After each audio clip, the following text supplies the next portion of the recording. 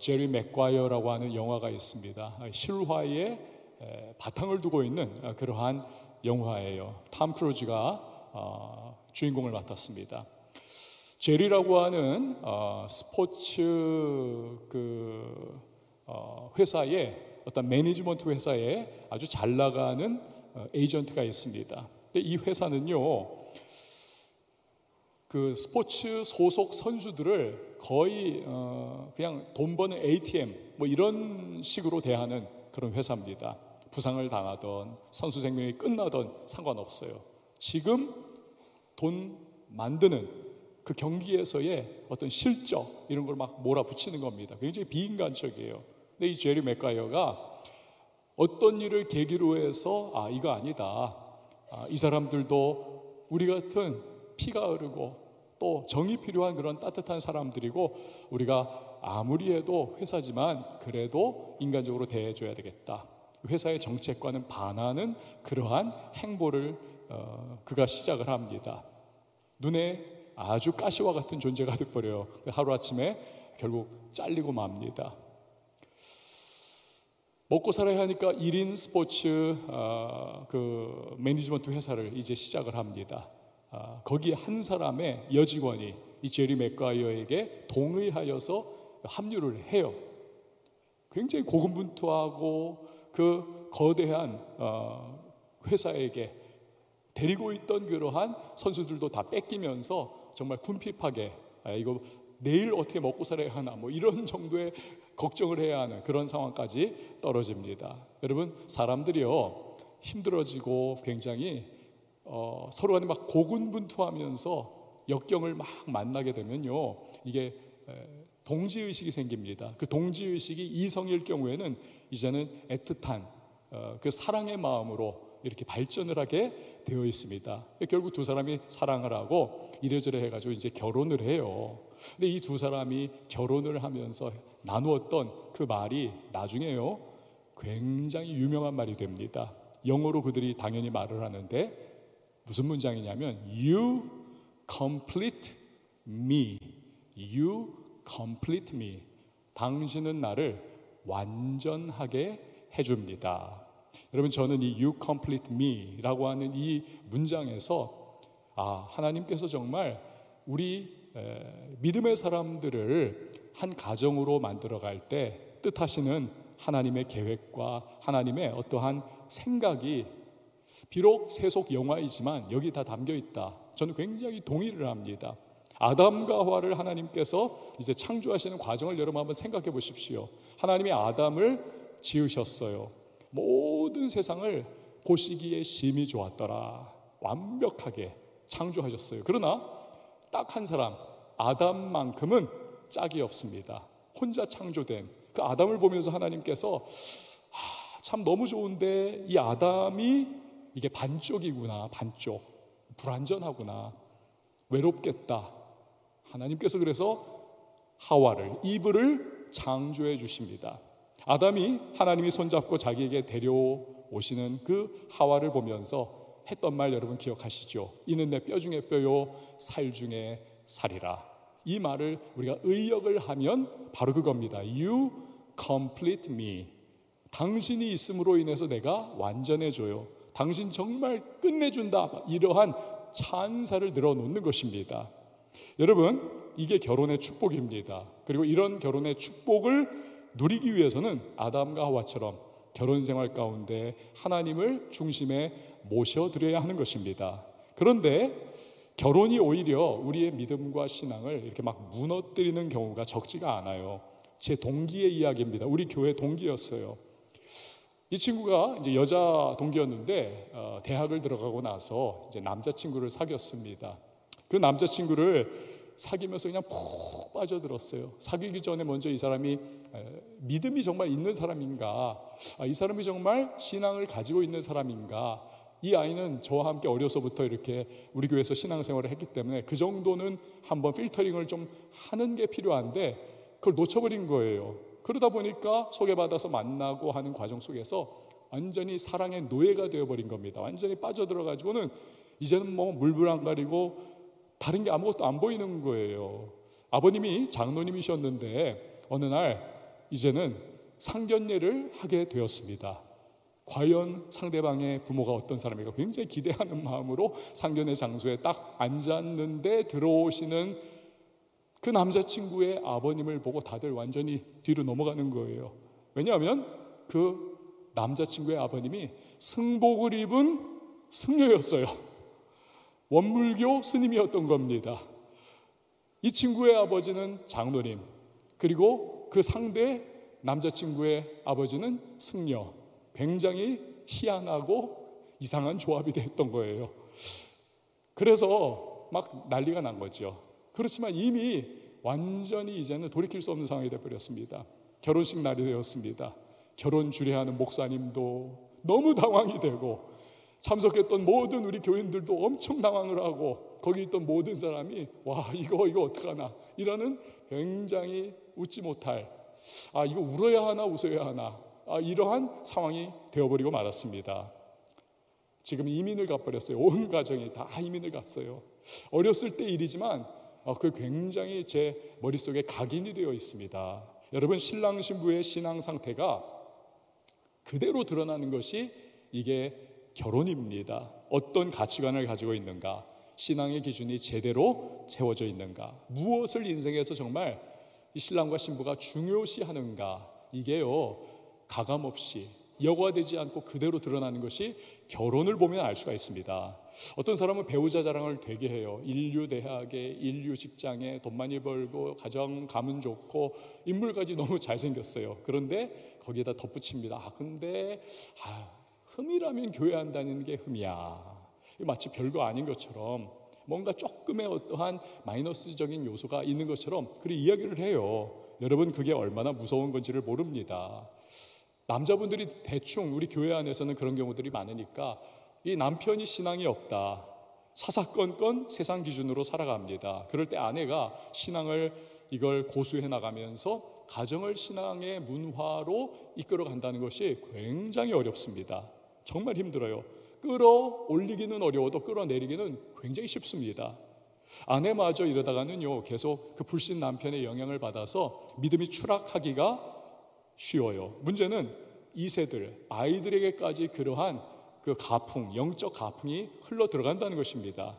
엄마가 애들 챙겨가지고 교회를 가려고 하는데 아빠가 불신자이기 때문에 얘들아 오늘은 교회 가지 말고 우리 영화관 가자, 우리 놀이동산 가자, 우리 하이킹 가자 이럴 뻔하면요 애들이 완전히 노는 거 좋잖아요.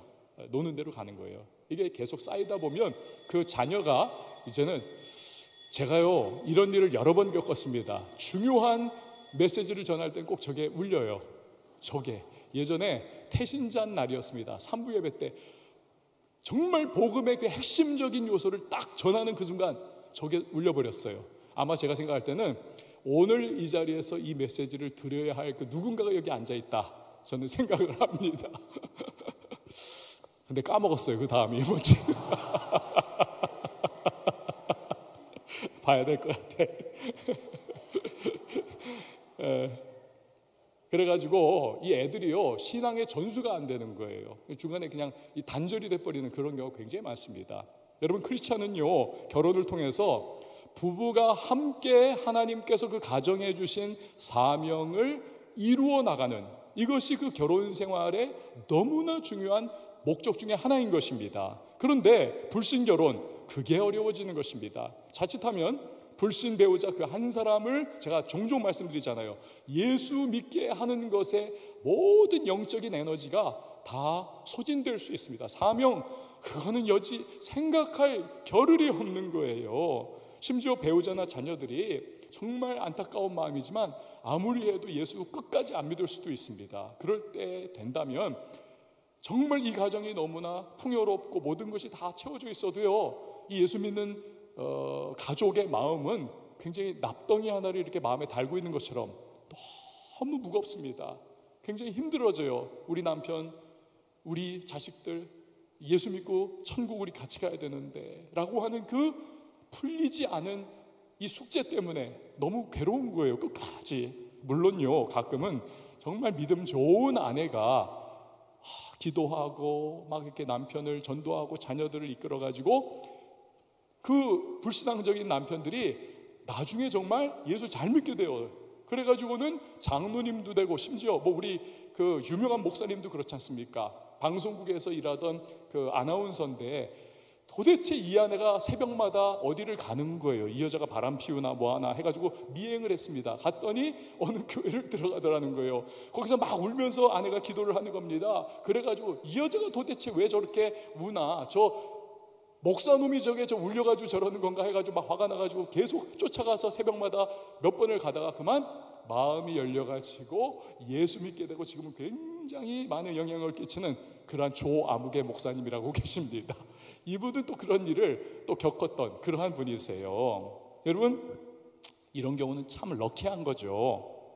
하지만 그렇게 되기까지 정말 흘려야 하는 눈물과 참 기도의 땀방울과 그 배후에 있는 엄청난 영적인 싸움, 이거 우리는 알지 못하는 거예요. 그냥 대진 지금의 상태만을 보기가 우리는 일수인 것이죠. 또 가끔은요, 불신 배우자가 성품이 너무 좋은 거예요. 타고난 성품이 너무나 이렇게 수용적이고 이렇게 유순한 인격적인 사람이 있습니다. 그래서 불신 배우자가, 그 사람이 불신 배우자인데 아내 따라가지고 이렇게 그냥 교회에 나와 앉아 있어요. 그러다가 이렇게 그 성격대로 가랑비에 어쩌듯이 이렇게 말씀을 통해서 믿음을 들으면서 난다고 자꾸 듣다 보니까 예수님 알게 되어서 아멘하고 예수 믿게 돼서 신실한 하나님의 사람이 되는 경우도 없지 않아 있습니다.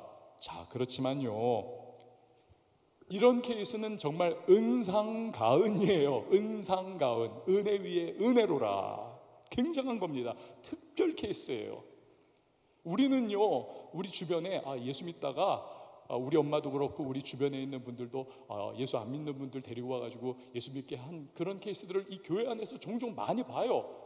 그렇지만 그 이면에 감춰져 있는 그런 건 한두 케이스 뭐 그런 것이고 90% 이상은 그게 실패로 돌아가는 경우들을 많이 보고는 합니다. 그래서 이 특별 케이스를 일반화하면 이건 오류라는 거죠.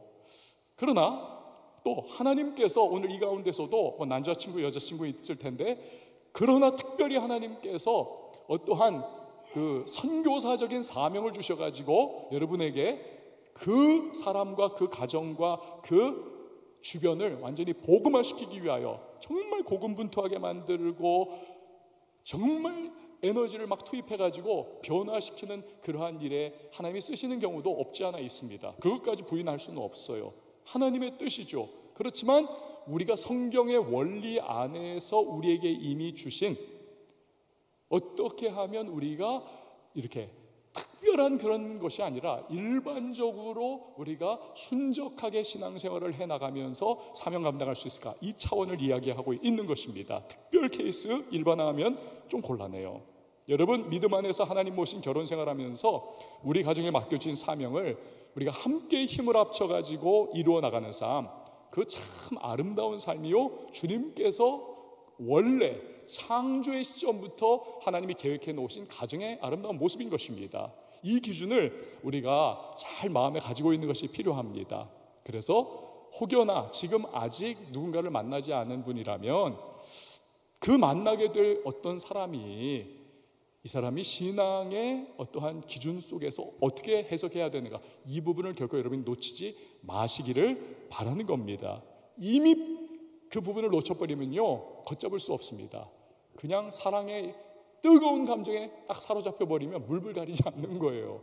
부모 말도 안 듣고 동료들 말도 필요 없고 목사의 조언도 그때는 귀에 들어오지를 않는 거죠. 힘들어지는 겁니다. 자, 오늘 본문으로 들어가 보면 바로 그런 모습들이에요. 노아의 시대에 특징이 있었다는 겁니다. 그것은 결혼이 심각하게 타락을 해버리고 또 성적인 방종이 굉장히 극심하게, 그렇게 또 그런 것 같은데 오늘 지금 이 메시지를 누군가가 들어야 될 것 같아요.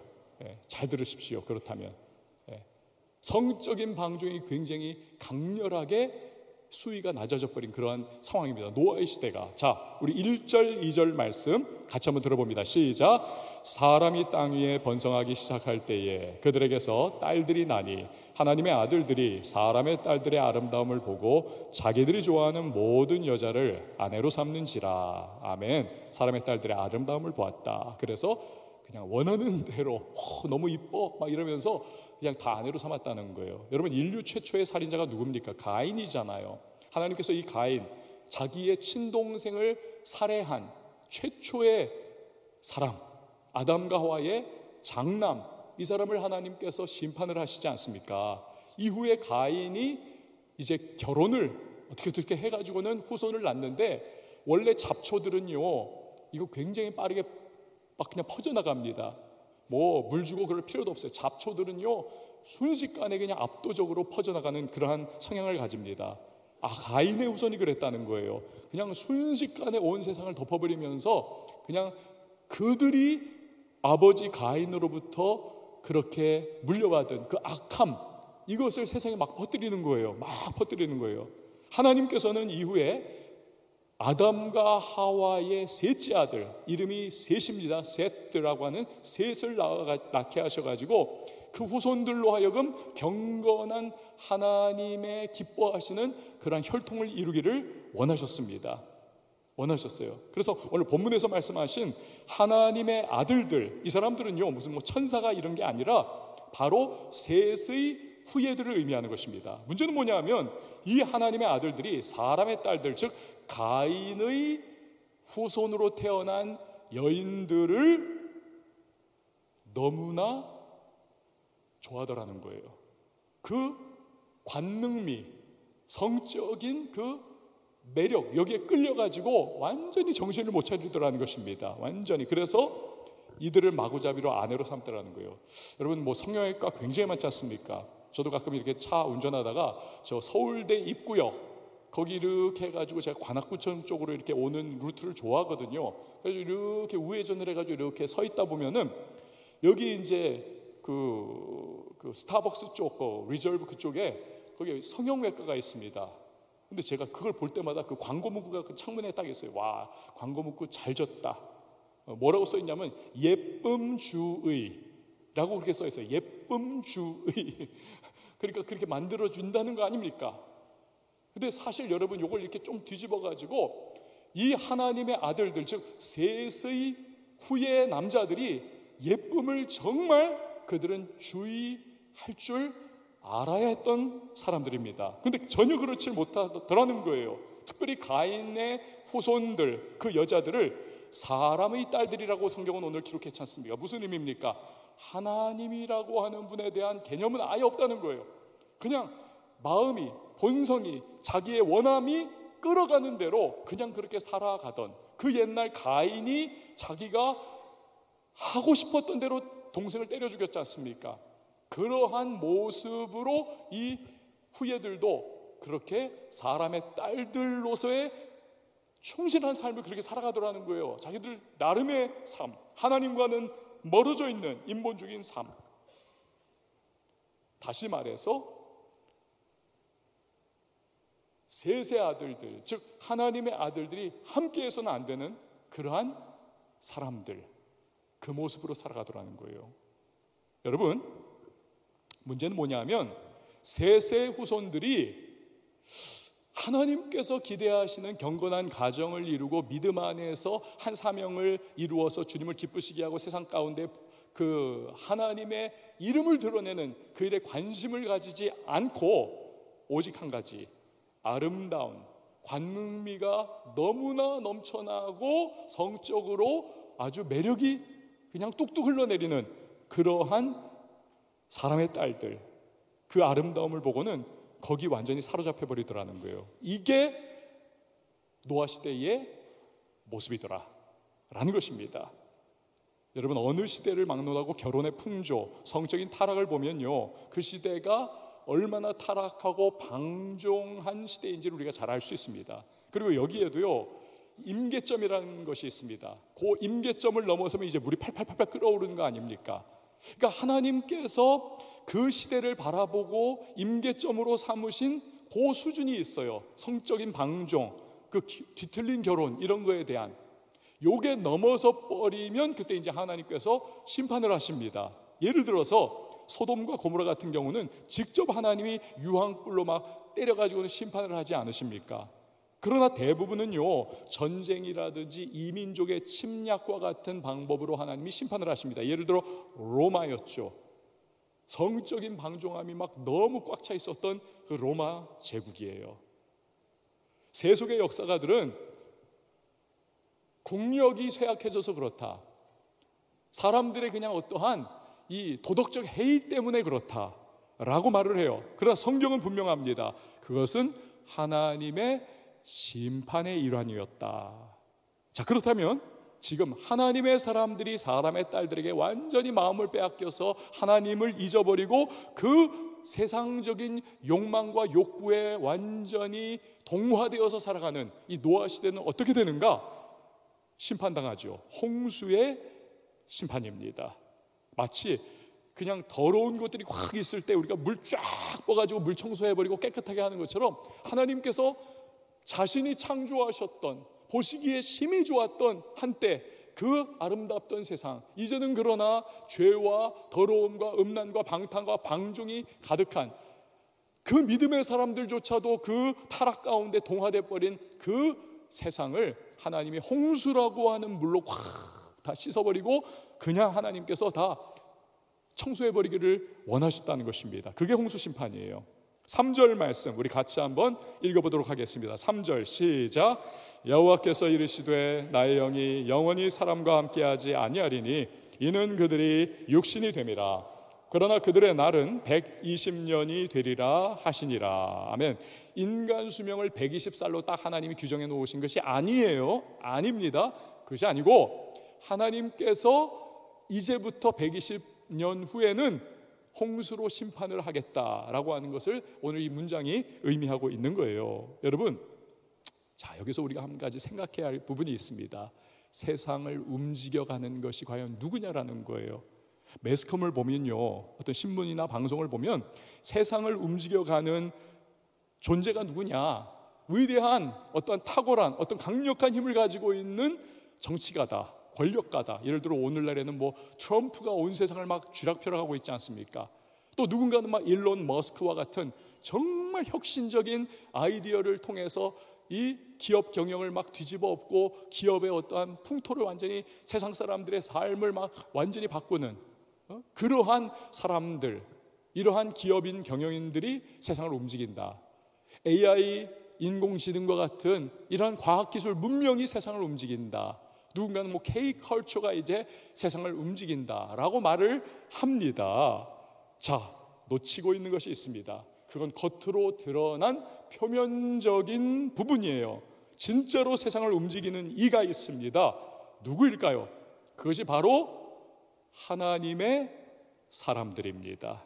저와 여러분이에요. 왜 그럴까요? 하나님이 역사와 만물을 움직여 가시면서 복을 주기도 하고 복을 걷어 가시기도 하십니다. 그런데 이 하나님께서 세상을 바라보실 때 가인의 후손들, 즉 세상 불신자들을 바라보시면서 그들을 중심으로 하나님께서 대처를 하시고 복 주시기도 하고 복을 앗아가기도 하고 그러느냐? 그렇지 않습니다, 여러분. 어차피 이 세상의 불신자들, 하나님 없이 살아가는 자들은요, 불가능한 존재예요. 이건요, 그냥 인간의 어떠한 본성 따라서 그냥 놔둬도 그냥 그렇게 살아가는, 죄송하지만 그러한 상황 속에 처해 있습니다. 하나님께서 초점 맞추고 하나님의 시선이 떠나지 않는 사람들은 셋의 후손들이에요. 하나님의 사람들입니다.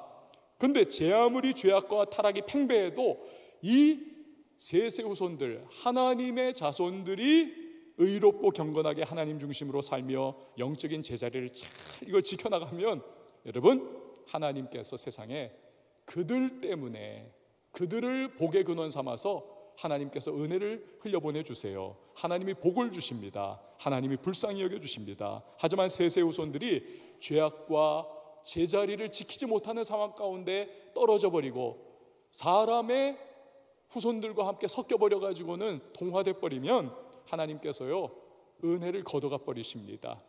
하나님이 복을 걷어가 버리십니다. 그때부터는 불쌍히 여겨주시지 않고 오히려 심판이에요. 여러분, 주님이 우리에게 말씀하셨죠. 너희는 세상의 소금이다, 너희는 세상의 빛이다 하셨습니다. 하나님의 백성이 죄악된 세상 속에서 부패를 막고 짠맛을 내는 소금 역할을 충실히 감당하고 어둠 가득한 세상 속에 빛을 밝혀내는 역할을 감당해야 한다는 거죠. 그러면 하나님 백성 때문에 이 세상은 아직도 희망이 있다는 것을 여러분 꼭 기억을 하시기를 바랍니다. 하지만 소금이 맛을 잃어요. 빛이 꺼져버려요. 세상은 희망제로, 세상은 시계 제로의 상태가 될 수밖에 없는 것입니다. 그래서 세상은 누가 움직이는가? 세상은 몰라요. 세상 자신은 몰라도 여러분, 성경은 분명히 하나님의 백성들이 세상을 결국에는 움직인다라고 말씀을 하고 계십니다. 하나님의 시선이 그들에게 초점 맞추고 있기 때문에. 자, 그렇다면 노아 홍수의 책임은 누구에게 있습니까? 노아 시대의 죄를 막 그냥 양산해 내던 가인의 후손들에게 노아 홍수의 책임이 있습니까?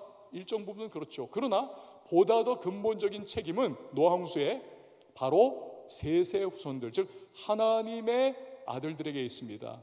왜냐하면 이 하나님의 아들들이 자기들의 역할을 제대로 감당하지 못했고 하나님께서 그들에게 기대하는 소금과 빛의 역할을 감당을 못해낸 거예요. 그래서 꺼져버린 빛이 되어버리고 맛을 잃어버린 소금이 되었기에 희망이 없어져 버린 겁니다. 더 이상 하나님께서 그래서 쓸어버리시는 거죠. 셋의 후손들의 책임이에요. 여러분, 오늘 우리도 마찬가지입니다. 하나님은 이 세상이 아무리 혼돈스럽고 죄악이 관영해도 그것을 기준 삼지 않으십니다. 아니에요.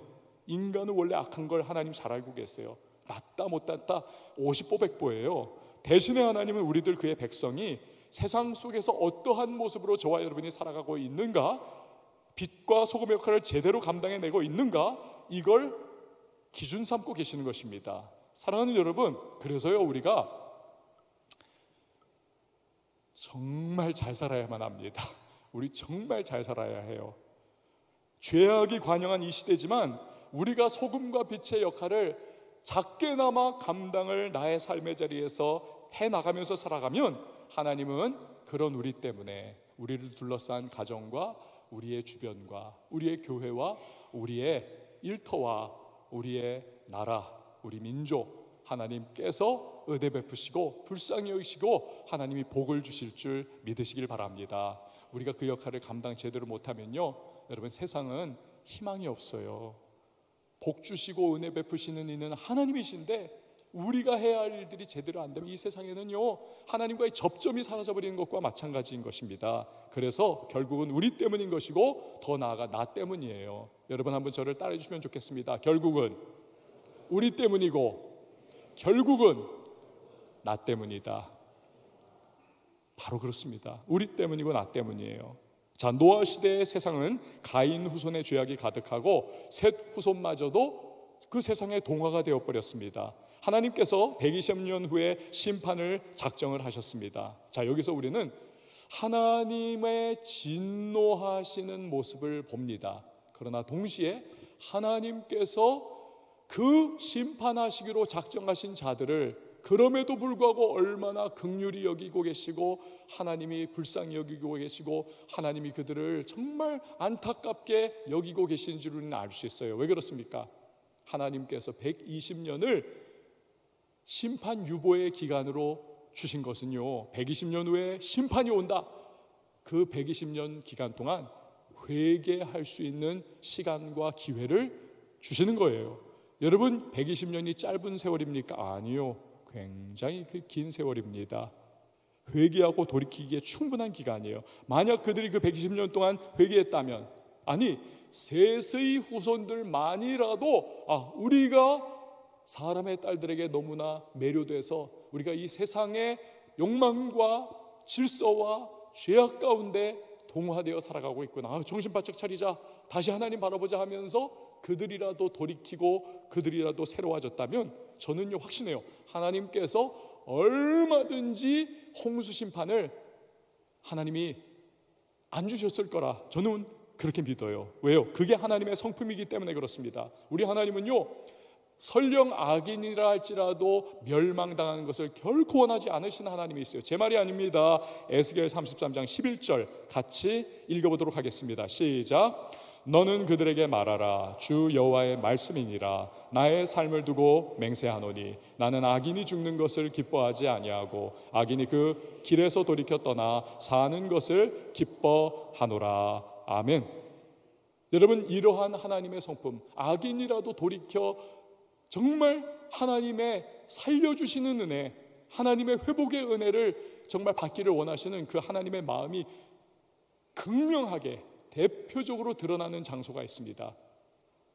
그게 바로 그리스도의 십자가입니다.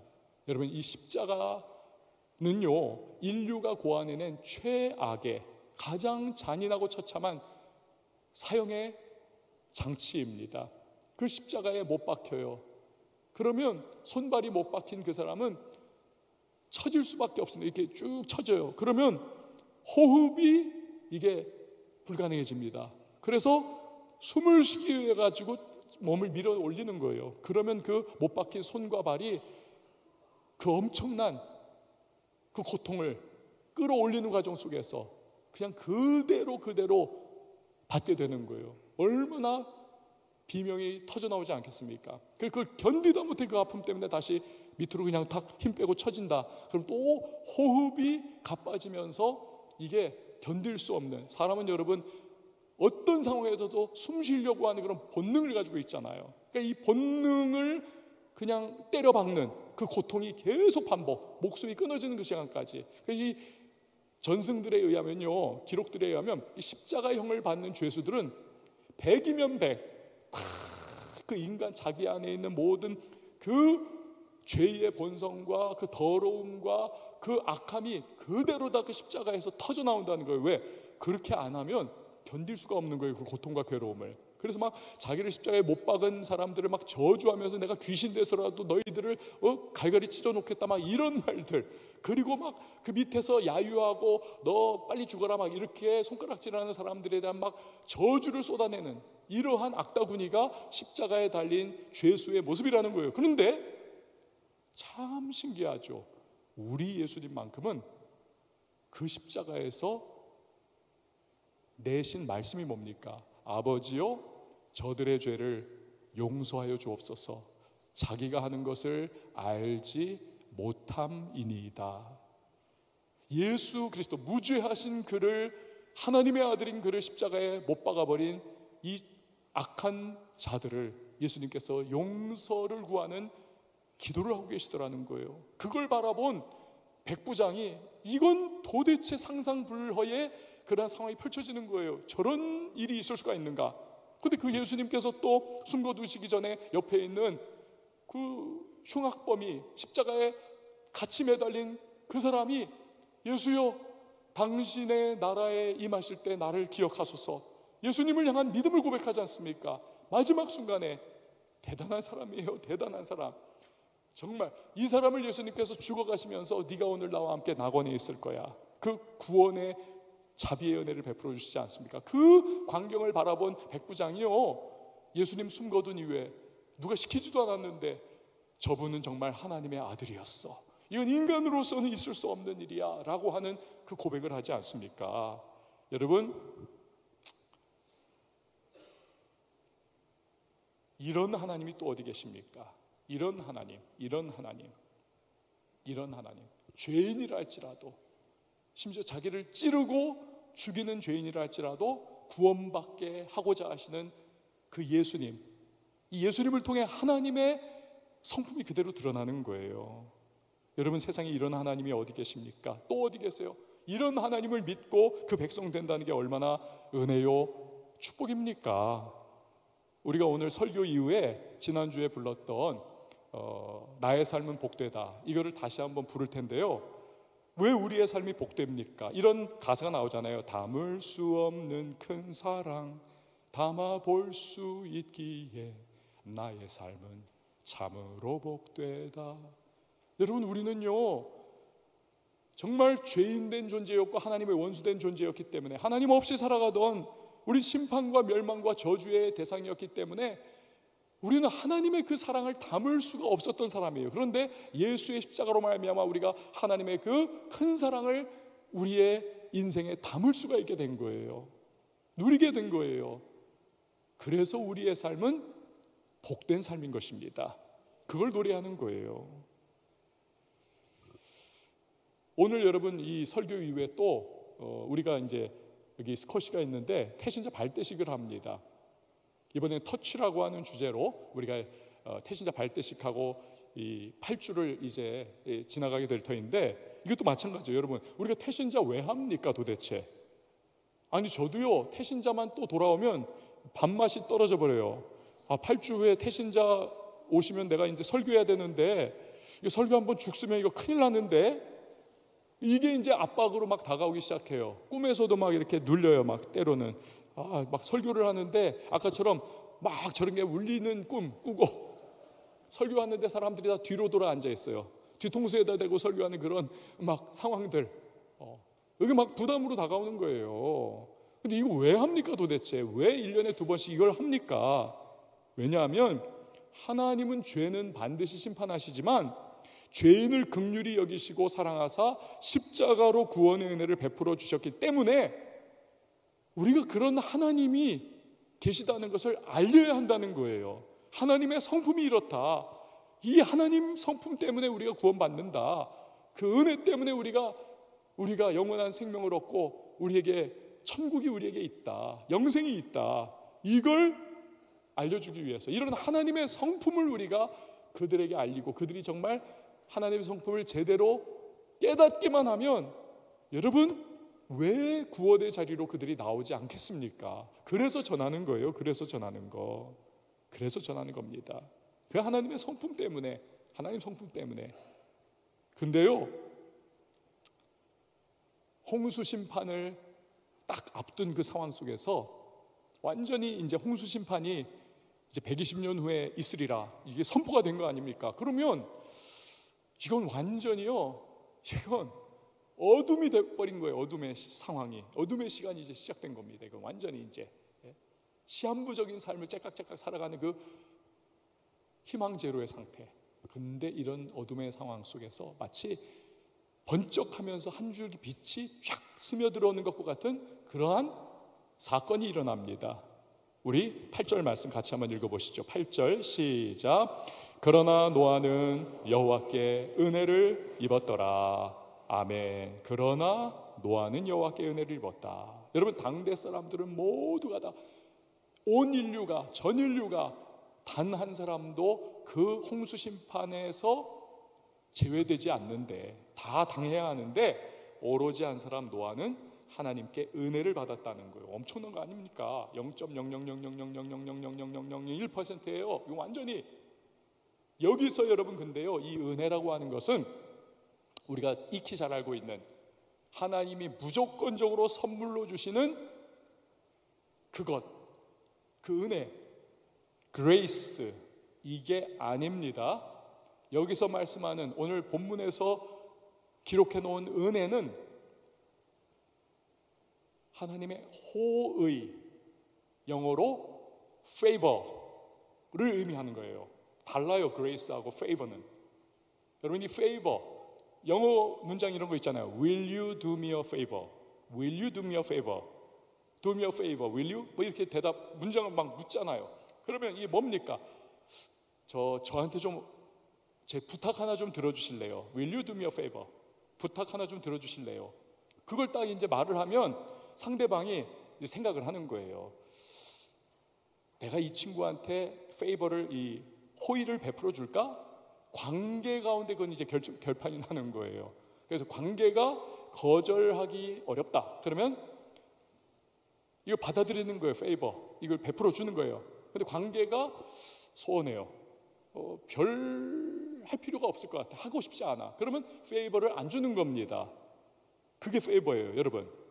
근데 노아에 대해서 하나님께서는 심판을 지금 막 이제 120년 후에 때려 받겠다고 하셨는데, 유독 노아에 대해서만큼은 페이버를 베풀어 주시다라는 거예요. 호의를, 그의 은혜를. 이 한글 성경이 요 단어를, 페이버를, 이걸 어떻게 탁 떨어지게 해석을 못해가지고 그냥 뭉뚱그려서 그냥 은혜라고 이렇게 그냥 좀 그렇게 해버린 거예요. 자, 왜 노아에게 하나님께서 내가 딴 애들은 다 그래도 노아 얘만큼은 내가 페이버를 좀 베풀어줘야지, 은혜, 호의를 베풀어줘야지, 왜 그랬는가? 그 다음 구절에 답이 나옵니다. 시작.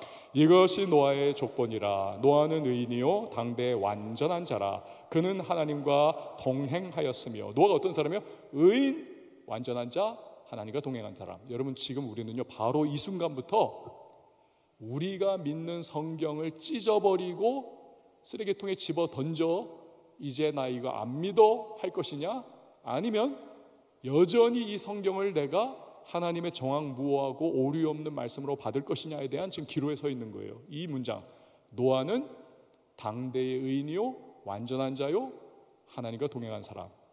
이 문장이 그렇게 위험한 문장이에요. 여러분, 왜 그렇습니까? 로마서에 보면요, 우리가 그렇게도 복음의 핵심이 담겨있는 이 로마서에 보면 선언합니다.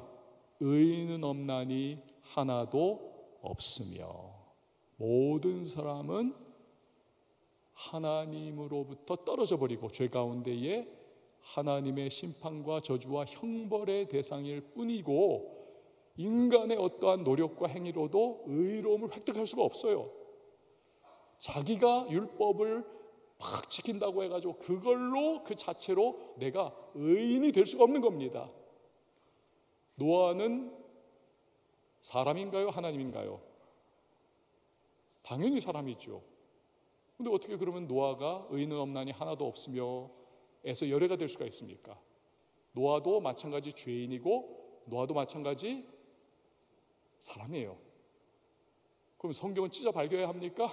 그게 아닙니다, 여러분. 그게 아니에요. 여기서 의인, 여기서 완전한 자는 그런 뜻이 아닙니다.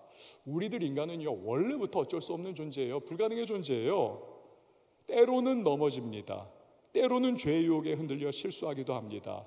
하지만 그 주저앉고 쓰러져 있던 자리에서도 겨우 정말 힘을 내서 내가 계속 이러고 있으면 안 되지, 내가 이렇게 마귀 유혹 받아가지고 하나님으로부터 멀어져 있으면 안 되지, 내가 이렇게 불순종의 자리에 계속 주저앉아 있으면 안 되지라고 하는 자각 하에 다시 한번 하나님을 바라보는 거예요. 하나님, 내가 이렇게 약해요. 나 주저앉았어요. 나 이렇게 시험 들었어요. 나 이렇게 죄졌어요. 하나님, 나 이렇게 못났어요 하면서도 주님, 그래서 나 좀 불쌍히 여겨주세요. 나 좀 붙잡아 주세요. 나 좀 일어날 수 있도록 도와주세요. 나 하나님을 정말 기쁘시게 하는 그런 사람 정말 되고 싶어요 라고 하는 그 몸부림, 그 모습, 여러분, 이걸 하나님께서 의롭다 여겨주신다는 거예요. 이걸 너 완전해로 받아주시는 거예요. 이걸 너가 나와 동행하는구나 로 받아주신다는 거예요. 그게 노아였다는 거예요. 그래서 페이버, 은혜, 호의를 베풀어 주셨다는 거예요. 여러분, 아기를 한번 생각해 보십시오. 아기가 이렇게 새근새근 자고 있단 말이에요. 그러면 엄마 아빠는요 깜빡 미칩니다. 와, 우리 애기 정말 천사야, 천사. 눈에 넣어도 아프지 않아요. 잠자는 것 좀 봐. 가끔 가다가 막 이러면서 막 그냥 잠꼬대까지 하는 걸 보세요. 그럼 막 엄마 아빠는요 뒤집어집니다.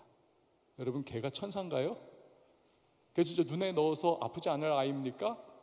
잠자기 전까지만 해도 악마였어요. 잠자기 전까지만 해도요 엄마 아빠가 이거 우리 배 아파서 난 거 맞아? 그랬던 애예요. 근데 그 아이가 잠자면서 보이는 미소와 그 보들보들한 피부, 자면서 막 이러면서 가끔 방긋 미소도 짓고 그거에 완전히 넘어가 버리는 거 아닙니까? 그러면서 얘는 우리 천사야 그렇게 받아주는 거 아니에요. 그겁니다, 여러분. 그거예요.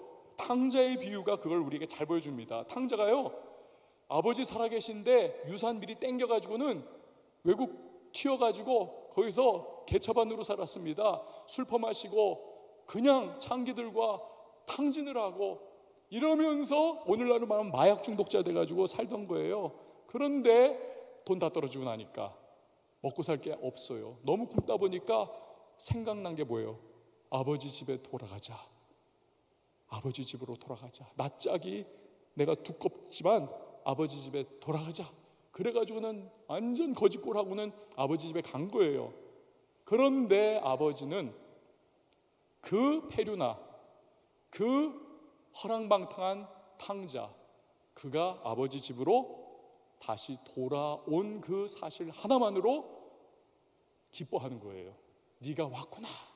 옷 갈아입혀주고 목욕시켜주고 반지 끼워주고 아들의 위치 회복시켜주고 잔치를 벌여주는 겁니다. 그게 아버지의 마음이에요. 그게 아버지의 마음입니다. 여러분, 의롭다 칭해주시고 완전하다 칭해주시고 너가 하나님과 동행했다 칭해주시는 것은 우리가 진짜 의롭고 완전하고 정말 1년 365일 24시간 365일 우리가 하나님과 정말 손붙잡고 랄랄룰루 하면서 가서 그게 아니에요. 넘어지고 무너지고 부서지고 깨져도요, 울면서 다시 하나님 바라보면서 하나님을 향한 경향성 이어 가지고 다시 이렇게 일어나는 그 모습, 이걸 보시면서 하나님이 너 이리 와. 내가 너 의롭다 칭해줄 거야. 너 완전하다고 내가 해줄 거야. 너 내가 나와 동행한다고 여겨줄게. 너 그런 사람이야. 너 내 아들이야. 이렇게 하나님께서 말씀하시는 거예요. 자, 그렇다면 여러분은 하나님의 favor, 은혜, 호의를 가지고 있는 분들이십니까? 다시 질문합니다. 여러분은 하나님의 favor, 하나님의 은혜와 호의를 가지고 있는 분이십니까? 지난 수요일에 우리 송지수 목사님께서 설교를 하셨습니다. 오후에 저녁 예배 나오신 우리 청년들은 또 알겠죠. 송지수 목사님이 우리 사모님께 프로포즈를 하면서 벌였던 아주 특별한 그러나 위험한 행동이 하나가 있었습니다. 그것은 발을 씻겨준 거예요. 세족식. 내가 당신을 평생 이렇게 섬기겠습니다. 제가 사모님을 마주치는 그 어느 순간 물어볼 거예요. 송 목사님이 지금도 정말 섬기고 계십니까? 여기서 그것도 듣고는 나도 그거 써먹어야 되겠다. 여러분 생각하지 마세요. 사모님은 천사예요. 그래서 발을 내준 겁니다. 발 내줄 사람 없습니다, 여자. 장가 못 갑니다. 예수님이 그 세족식을 해주는 거예요. 베드로에게, 제자들에게. 근데 이 베드로가 지 성격대로 이 사람은 약간 업돼 있고 좀 이렇게 오바 많이 하는 사람 아닙니까? 탁 튀어나가죠. 예수님 세족식 해주시는군요. 발만 씻어주지 마시고 제 머리도 감겨주시고 제 목욕도 시켜주세요. 그러니까 예수님께서 빙그레 웃으시면서 말씀하시잖아요. 이미 목욕한 사람은 발만 씻으면 돼. 발만.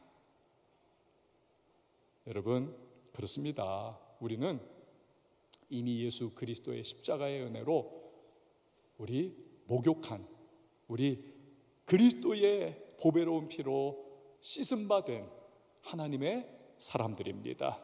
그렇기 때문에 우리가 넘어지고 쓰러지고 우리가 헤매고 주저앉아 있어도요, 우리가 다시 하나님 바라보기만 하면 여러분, 하나님은 우리에게 favor, 그분의 호의와 그분의 은혜를 얼마든지 베풀어 주시는 좋으신 아버지라는 사실을 여러분 꼭 기억하시기를 바랍니다.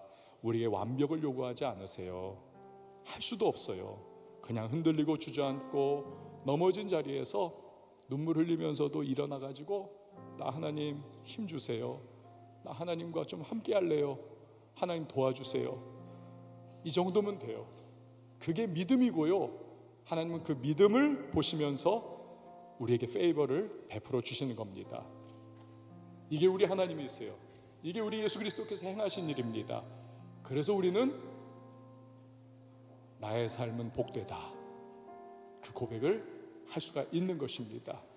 우리 찬양할 텐데요, 오늘 이 자리에 나와 있는 우리 모든 청년들 또 예배자들, 하나님이 너무 많은 거 기대하지 않으세요. 그냥 여러분이 그 자리에서 하나님을 찾고 부족한 그대로 하나님 앞에 손을 이렇게 내밀면 하나님께서 그래, 받아줄게, 넌 나의 자녀야, 페이버를 베풀어 주시는 겁니다. 그런 하나님 안에서 여러분 좀 자유를 누리시고, 그리고 주님이 주시는 그 페이버, 그 은혜, 호의, 이걸 여러분의 삶 속에 좀 경험할 수 있기를, 그 자신감 속에, 담대함 속에 살아갈 수 있기를. 자꾸 눌려가지고 그냥 내가 이거 못하고 저거 못하고, 하나님의 넓으신 사랑과 은혜, 페이버, 이 안에 좀 거하셔야 해요. 우리 다 같이 일어나서 함께 찬양하도록 하겠습니다. 이 길을 알게 되어 나의 삶은 복되다. 이 길을 알게 되어 나의 삶은 복되다. 내 육신의 연약함 깨달을 수 있기에, 담을 수 없는 큰 사랑 담아볼 수 있기에, 나의 삶은 참으로 복되다. 이 길을 알게 되어, 이 길을 알게 되어 나의 삶은 복되다. 내 육신의 연약함 깨달을 수 있기에, 담을 수 없는 큰 사랑 담아볼 수 있기에, 나의 삶은 참으로 복되다. 아버지의 뜻을 기다리며 내 원함을 꺾어도 보고, 주의 뜻이 이루어지길 구하며 울 수 있어 영광이라. 이 길을 걷게 되어 나의 삶은 복되다. 신실하신 아버지를 의지할 수 있기에, 영원하신 주의 나라 소망이 있기에, 나의 삶은 참으로 다시 한번 찬양합니다. 이 길을 알게 되어, 이 길을 알게 되어 나의 삶은 복되다. 내 육신의 연약함 깨달을 수 있기에, 담을 수 없는 큰 사랑 담아볼 수 있기에, 나의 삶은 아버지의 때를 기다리며, 아버지의 때를 기다리며 내 원함을 꺾어도 보고, 주의 뜻이 이루어지길 구하며 울 수 있어 영광이라. 이 길을 걷게 되어 나의 삶은 복되다. 신실하신 아버지를 의지할 수 있기에, 영원하신 주의 나라 소망이 있기에, 나의 삶은 다시 한번 더 찬양합니다. 이 길을 걷게 되어 나의 삶은, 이 길을 걷게 되어 나의 삶은 복되다. 신실하신 아버지를 의지할 수 있기에, 영원하신 주의 나라 소망이 있기에, 나의 삶은 참으로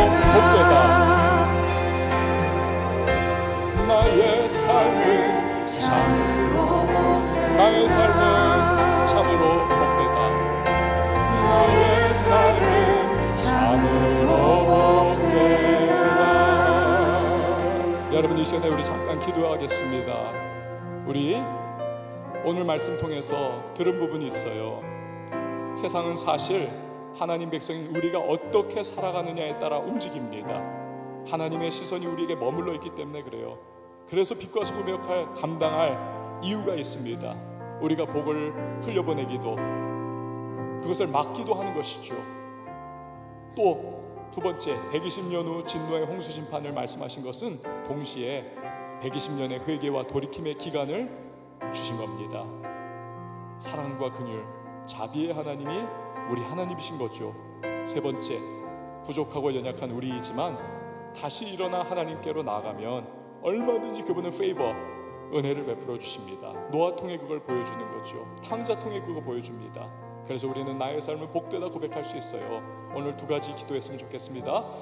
빛과 소금의 역할 잘 감당하면서 하나님, 내 주변에 복을 흘려보내는 사람 되게 해달라고, 또 죄의 유혹에 흔들리고 쓰러질 때 포기하지 말게 하시고 다시 일어나 주께 나아가 연약함 속에서도 주님의 페이버를 경험할 수 있는 은혜의 사람 되게 해달라고 이 시간 말씀 기억하며 우리 주님의 이름 한번 외치고 기도하며 나갑니다. 주여,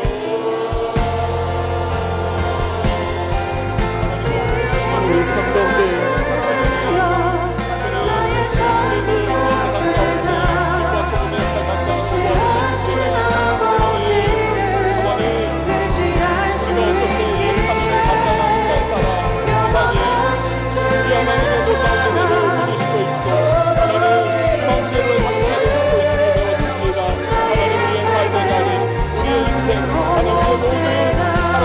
하나님, 우리 부족하고 연약해도 주여 기억하면서 내가 하나님의 자식으로, 하나님의 자녀로, 하나님의 아들과 딸로 하나님 소망 가운데 감당하리라 다시 한번 결단할 수 있는 우리가 되게 하여 주십시오. 주님, 우리의 때로는 마음이시여 당신의 정령, 이 생에 따라 안목의 정령, 여러 가지 유혹과 도전 앞에 넘어지고 흔들리고 주저앉는 데 있으나 하나님 포기치 않게 하소서. 울면서라도 하나님 바빠져서라도 혼난 모습으로라도 하나님 앞에 나아가 다시 주님 나 좀 붙잡아주세요. 우리가 그렇게 고백하면 하나님은 얼마든지 우리를 주님이 일으켜 세워주시고 하나님 변치하는 하나님의 은혜와 사랑 가운데 세이버 하나님의 오일을 우리에게 베풀어 주시는 분이시고 하나님 오늘 배웠습니다. 주님 오늘 흔들리는 마음, 연약한 모습 하나님, 그러나 주님께 손 내밀 때 안아주셔서 그 페이버를 우리에게 베풀어 주시고 하나님 능력으로 채워주실 줄 믿습니다. 하나님, 우리 청년이 포기치 않게 하여 주십시오. 낙심좌절에 하나님 그 불안에 갇혀있지 않게 하시고 하나님의 페이버가 우리에게 있다는 사실을 기억하면서 이미 예수 그리스도의 십자가의 능력으로 우리가 지성받이었기에 연약함 속에서도 하나님의 그 구하며 나가 하나님 주께서 주시는 그리고 하나님의 오일 가운데 우리가 다시 일어날 수 있음을 기억하며 회복의 은혜를 하나님 우리가 알려주십시오. 여러분, 이 시간 기도할 때 우리 성령으로 충만키를, 그 기름 부으심 가운데 우리 일터 현장, 만남, 학업, 가정, 우리 삶의 자리에서 여러 가지 도전 앞에서도 우리 극복하고 견뎌나가고 승리할 수 있도록 하나님 도와달라고. 나로서는 안 돼요. 나로서는 아무리 결단 내리고 우리 아무리 몸부림쳐도 여러분 우리는 안 돼요. 성령의 도우심으로 우리는 그러나 승리할 수가 있습니다. 그 기름 부으심으로 나를 인도해 달라고 이 시간 우리 다 같이 주님의 이름 한번 외치고 기도합니다. 주여,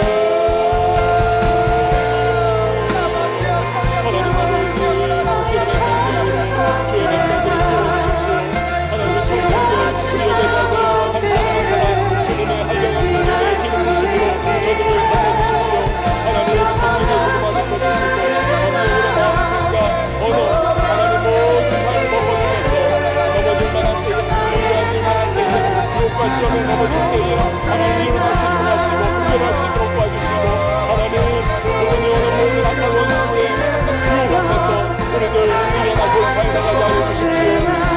어제 하나님 또 이 한 시간 동안에 아버지 지난날 우리 쓰러졌던 그 자리에서 이제 다시 멈추시고 일어나 하나님 주님이 주신 그 성령의 기름 부으신 가운데 우리 새로운 믿음의 발걸음을 떼어나갈 수 있는 하나님의 사람들로 우리 모든 청년들이 세워져 나갈 수 있도록 주님 도우시고 인도하여 주시옵소서. 마지막으로 기도할 때 우리 예배를 위해서 기도해 주시고 청년교회를 위해서 각 부서를 위해서 이 도시의 수많은 청년들이 예수 그리스도를 알아가게 하시고 또한 저들이 그리스도 앞에 나도 하나님의 그 페이버 내가 누린다라고 하는 그 고백이 나올 수 있는 구원의 백성 될 수 있도록 도와달라고 우리 교회로 말미암아 청년교회로 말미암아 이 도시가 예수 그리스도 거룩한 변화를 경험할 수 있도록 도와달라고 마지막으로 같이 주님의 이름 한번 외치고 기도합니다. 주여 하나님 아버지 이름에 불러주십시오. 우리 하나님 청년교회로 말미암아 하나님 이 도시가 예수 그리스도의 가까이 나오게 하시고 하나님 인생의 진정한 목적을 놓치고 살아가는 하나님 우리 많은 사람들이 주님 앞에 나와 예수로 말미암아 내가 영원한 생명을 누리게 되었고 예수님 안에서 내가 인생의 진정한 목적을 발견했고 백문일답 되시는 예수님 때문에 나의 문제가 해결되었다고 고백하는 귀한 역사 있게 하여 주십시오. 우리 청년교회의 예배가 하나님의 기름 부으심이 충만한 쉐키나의 영광 가득한 예배 되게 하시고 우리가 드리는 기도가 하나님 보좌에 상달되며 하나님의 풍성한 응답 누리게 하시고 한 구석구석가 하나님 구원 발전하게 하시고 군영원들을 구원하는 구원의 방주에 복음의 전진기지 역할 감당하게 하여 주십시오. 감사를 드립니다. 우리 하나님 오직 우리로 영광 받아주시고 하나님의 하나님의 은혜가 부어지는 복된 이 한주간 하나님 되게 하여 주십시오. 하나님 감사합니다. 오늘 이렇게 우리가 주님 앞에 말씀 붙잡고 기도했습니다. 이 기도 하나하나 주여 응답하시며 날마다 우리의 삶 속에 하나님의 선하심과 인자하심 누리고 주님의 그 페이버를 경험할 수 있는 우리 모두 되게 하여 주옵소서. 예수님의 이름으로 기도합니다. 아멘.